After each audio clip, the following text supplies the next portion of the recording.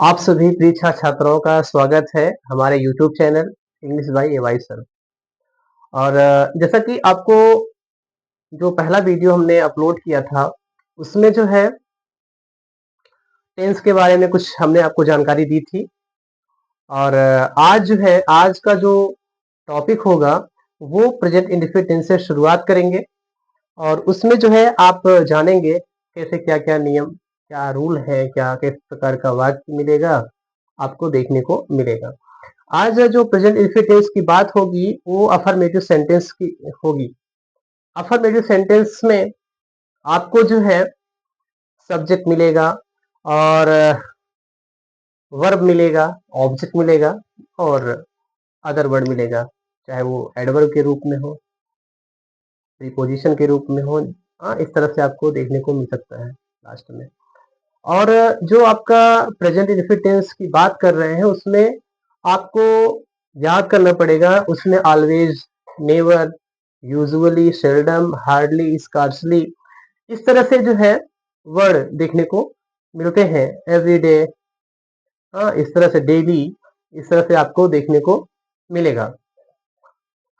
तो आपको यही नोटिस करना है, ध्यान देना है कि जो है जो प्रेजेंट इंडेफिनिट टेंस का वाक्य है उसमें आपको V1 यूज करना है और उसमें एस और ई एस का यूज करना है आपको जो है, और जिसको आप कहते हैं verb of fifth form. S और ई एस जब आप उसको ऐड करते हैं, आईएनजी ऐड करते हैं, फोर्थ फॉर्म हो जाता है। तो चलिए देखिए, अब थोड़ा सा इस पे अफर्मेटिव जो सेंटेंस है आपका, उस पे ध्यान देंगे क्या है। अफर्मेटिव सेंटेंस का मतलब होता है साधारण वाक्य। साधारण वाक्य ये वो होता है जिसमें किसी बात, किसी घटना को आप व्यक्त करते हैं, बताते हैं, मतलब हाँ में आप उसको जो है ग्रहण करते हैं, बताते हैं, जानते हैं, समझते हैं, वो होता है अफर्मेटिव सेंटेंस। जैसे the sun rises in the east, सूरज पूरब में निकलता है। आई प्ले हॉकी ना। तो इस तरह से जो है अफर्मेटिव के वाक्य हुए, ठीक है, अफर्मेटिव सेंटेंस के। तो इसमें जो है जो आपका रूल तैयार हो रहा है, नियम, ये हो जाएगा सब्जेक्ट प्लस V1 और इसमें एस और ई एस आएगा, एस और ई एस प्लस ऑब्जेक्ट, उसके बाद अदर वर्ड। ये है आपका प्रेजेंट इंडेफिनिट टेंस के अफर्मेटिव सेंटेंस का रूल जो आप देख पा रहे हैं, ठीक है। तो देखिए प्रेजेंट इंडेफिनिट टेंस के बारे में थोड़ा सा मैं आपको, जो सब्जेक्ट होता है, जो आपका कर्ता आप कहते हैं, काम को करने वाला जो होता है, वो जो है काम को करने वाला जो होता है, किस प्रकार का जो सब्जेक्ट होगा और किस तरह से जो है कहाँ एस और ई एस जोड़ना है, इस पे थोड़ा सा आपको ध्यान देना होगा। जैसे आपका है, ही है, शी है, इट है और सिंगुलर नेम है, एक वचन ना। तो उसमें जो है आपको इनके साथ एस और ई एस यूज करना है। वो डिपेंड करेगा जो मेन वर्ब के ऊपर, किस तरह से जो है वर्ब है आपका। उसके बाद जो है, अब एस और ई एस न यूज करने की बात को बता दें आपको। जैसे आपका जो है ये हुआ, जैसे मान लीजिए आई हुआ, वी हुआ, यू हुआ, दे हुआ, इस तरह से जो है इनके साथ आप जो है एस और ई एस का यूज नहीं करते हैं। और आपको बता दें, जैसे आपका जो है दो दो नाउन है और एंड से जुड़े हैं, तो ये प्लूरल में आएंगे सब्जेक्ट के रूप में, और इनके साथ भी जो है आपको एस और ई एस का यूज नहीं करना है। जैसे Ram and Shyam play here, तो ये दो हो गए, कर्ता की संख्या दो हो गई, इसलिए आप एस और ई एस का यूज नहीं करेंगे, ठीक है। तो देखिए कुछ ऐसे मेन वर्ब है जिनके साथ जो है आप जिनका आप जो है यूज प्रेजेंट इंडेफिनिट में करते हैं। जैसे आपका हो गया रीड हो गया, उसके बाद जो है आपका जो है प्ले हो गया, प्ले हो गया, उसके बाद आपका राइट हो गया, रन हो गया, थिंक हो गया, और आपका जो है नो, KNOW, जिसका मतलब आप कहते हैं जानना हो गया। ये इस तरह से जो है ETC, इस तरह से जो है आपको वर्ब देखने को मिलते हैं प्रेजेंट इंडेफिनिट टेंस में, जिनका यूज किया जाता है। तो कुछ एग्जांपल देख लीजिए, जैसे आपका है एग्जांपल में, जैसे है आपका I read a novel. Novel का मतलब होता है उपन्यास। मैं एक उपन्यास पढ़ता हूँ। देखो बच्चों, यहाँ एक सब्जेक्ट है, ये आपका वर्ब है, मेन वर्ब, और यहाँ ये ऑब्जेक्ट है।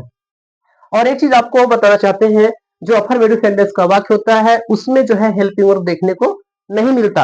आपको हेल्पिंग वर्ब देखने को कब मिलता है? जब आपका निगेटिव सेंटेंस हो, इंट्रोगेटिव सेंटेंस हो, वहां आपको जो है देखने को मिलता है। तो ये आपका सब्जेक्ट, ये वर्ब और ये ऑब्जेक्ट, ध्यान देंगे। आई रीड ए नॉवेल, मैं एक उपन्यास पढ़ता हूं।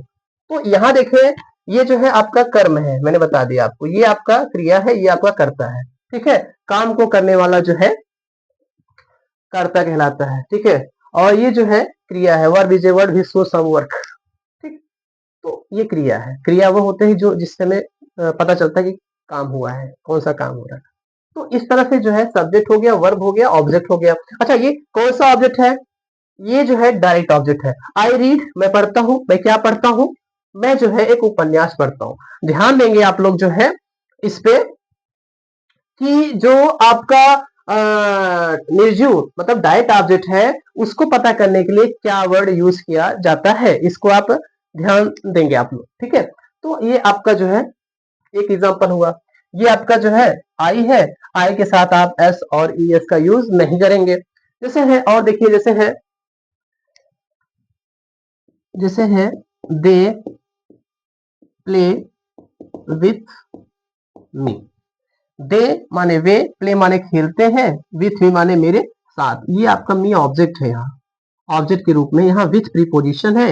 ये प्ले आप जो देख पा रहे हैं ये मेन वर्ब है, और यहाँ जो आपका दे दिख रहा है ये आपका कहीं ना कहीं सब्जेक्ट है। ठीक है, और ये प्लूरल है। ठीक है, ये आपका फर्स्ट पर्सन में आता है, ये आपका थर्ड पर्सन में आता है। और देखिए जैसे है, जैसे आपका है you run on the road. ठीक है, यू माने तुम, रन माने दौड़ते हो, ऑन द रोड माने सड़क पर। ठीक है, you run on the road. आपको ये बता दे, ये जो आपका वाक्य दिख रहा है ये ट्रांजिटिव वर्ब का नहीं है, इंट्रांजिटिव वर्ब का है। ठीक है, यू रन, तुम दौड़ते हो, कहां दौड़ते हो? ऑन द रोड, सड़क पर दौड़ते हो। ठीक है, ये आप जो देख रहे हैं आई रीड ए नॉवेल, मैं एक उपन्यास पढ़ता हूं, ये जो आपको वाक्य दिख रहा है ये आपका ट्रांजिटिव वर्ब का वाक्य है, क्योंकि transitive verb needs an object in the sentence. ठीक है, सकर्मक क्रिया में कर्म की आवश्यकता होती है, पड़ती है। ठीक है, तो ये आपका जो है अफर्मेटिव सेंटेंस का कुछ मैंने आपको एग्जांपल दिए। ठीक है, इसके बाद जो है, जो निगेटिव सेंटेंस की अगर हम बात करें, निगेटिव सेंटेंस पे आप ध्यान देंगे, उसमें जो है आपको क्या क्या मिलेगा? उसमें जो है सब्जेक्ट मिल जाएगा, उसमें जो है आपको हेल्पिंग वर्ब देखने को मिलेगा, और आपको बता दें हेल्पिंग वर्ब में डू नॉट और डज नॉट देखने को मिलेगा। उसके बाद आपको बताएं एस और ई एस जो लगने की बात है वो समाप्त हो जाती है निगेटिव सेंटेंस में। आप इसको ध्यान दें, फिर आगे बढ़ते हैं।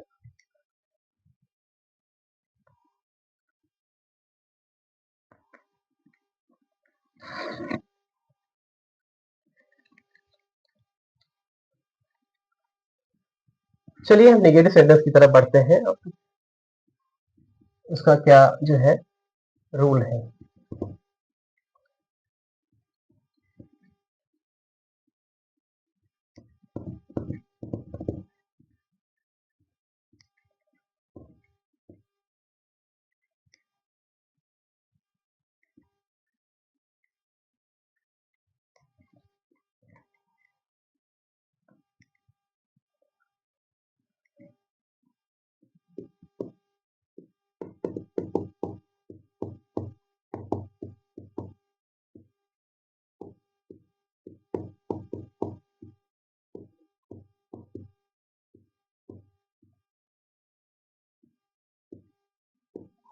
निगेटिव सेंटेंस का मतलब होता है बच्चों नकारात्मक वाक्य। ठीक है, अब नकारात्मक वाक्य मतलब निगेटिव, मतलब अब नकारात्मक मतलब हो गया बच्चों, जैसे आप इसके पहले अफर्मेटिव को जाना आपने, निगेटिव सेंटेंस पे पहुंचे हैं। निगेटिव सेंटेंस का मतलब हो गया किसी भी काम को करने की जो बात है, किसी भी घटना की घटने की बात को जो है नकारा जाएगा सीधा सीधा।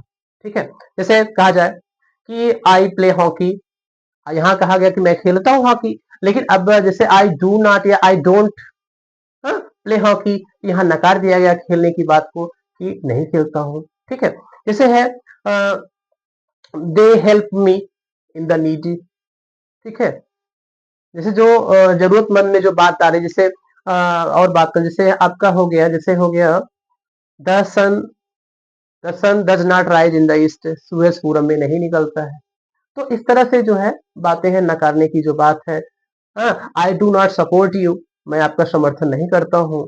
तो ये पहले करता हूँ होता वाक्य, जैसे I support you, I do not support you. ठीक है, तो इस तरह से ये जो है नेगेटिव सेंटेंस के एग्जाम्पल है। ठीक है, और थोड़ा सा देखिए इसका क्या स्ट्रक्चर है।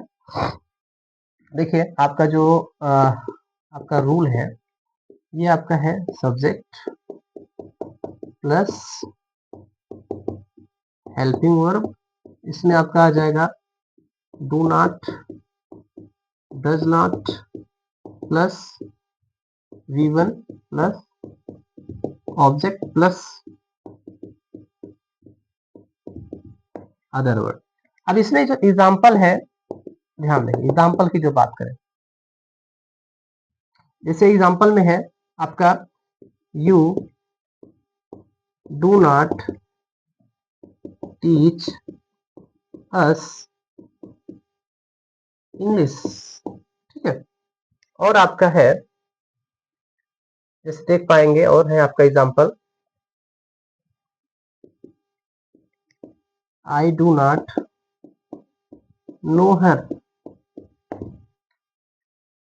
ठीक है, तो इस तरह से ये जो है आपका वाक्य, जैसे है you do not teach us, हाँ तुम हमें नहीं पढ़ाते हो क्या इंग्लिश। अब आपको बताना चाहते हैं कि आपका जो है कर्म है, इस वाक्य में दो दो कर्म मौजूद हैं, और आपको बता दें कि जो कर्म होता है वो मेन वर्ब के बाद ही देखने को मिलता है। जैसे ये मेन वर्ब है, ये आप जो है अस देख रहे हैं, ये आपका इनडायरेक्ट ऑब्जेक्ट है, ये आपका डायरेक्ट ऑब्जेक्ट है। ये इंग्लिश है, ये जो है डायरेक्ट ऑब्जेक्ट है। डायरेक्ट ऑब्जेक्ट को ज्यों का त्यों लिखा जाता है, याद रखें आप लोग, क्योंकि जो डायरेक्ट ऑब्जेक्ट होता है वो कहीं ना कहीं नाउन के फॉर्म में देखने को मिलता है। तो यहाँ जो है आपका ये इनडायरेक्ट ऑब्जेक्ट है और ये डायरेक्ट ऑब्जेक्ट है। विषय का नाम है, ये आपका प्रॉपर नाउन भी है, इंग्लिश विषय का नाम है। हाँ, तो यू डू नॉट टीच, आप हमें नहीं पढ़ाते हैं। ठीक है, आप किसे नहीं पढ़ाते हैं, हमें नहीं पढ़ाते। आप हमें क्या नहीं पढ़ाते हैं, कौन सा विषय नहीं पढ़ाते हैं, तो पता चला इंग्लिश अंग्रेजी की बात आई, तो दो दो कर मौजूद हुआ। तरीका बता दिया कैसे। अच्छा, ये इनडायरेक्ट ऑब्जेक्ट को पता करने के लिए आप किसे किसको वर्ड का यूज करते हैं पता करने के लिए वाक्य में। और ये जो इंग्लिश है, इसमें आप जानते हैं क्या या कौन सा विषय, यह बात मिल गया आपको। अगला है I do not know her, I do not know her, मैं उसे नहीं जानता हूं। तो ये आपका सब्जेक्ट, ये आपका हेल्पिंग वर्ब, ये आपका मेन वर्ब, ये आपका जो है ऑब्जेक्ट है हर। ये शी का ऑब्जेक्ट होता है हर, याद रखिएगा। ये आपका है मेन वर्ब, ये आपका मैंने बता दी, ये आपका सब्जेक्ट है आई, फर्स्ट पर्सन के रूप में है। और देखिए है जैसे Ram does not drink milk.